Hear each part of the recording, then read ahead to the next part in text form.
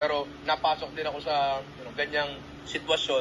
Ang tanging ginawa ko lang talaga, kumilos ako, gumalaw ako. Kasi minsan, ang sarap-sarap magpakabulok sa kama. Alam mo yun? Kapag inabot ka ng ganyan.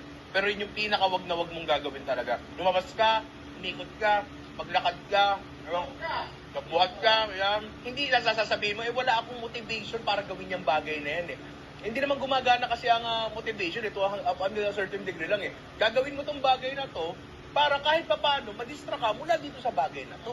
Diba? Hindi yung gamot, hindi yung solusyon. At hindi ko sinasabi nag-a-apply yun sa lahat ng tao. Yun lang siguro yung gumana sa akin. Talaga hindi ako tumigil. Gumalaw ako, kumilos ako, hindi ako nagpabulok sa kama. Sarap-sarap magpabulok sa kama kapag nandiyan ka sa sitwasyon na yan, di ba? Ay nga, salamat sa inyo lahat.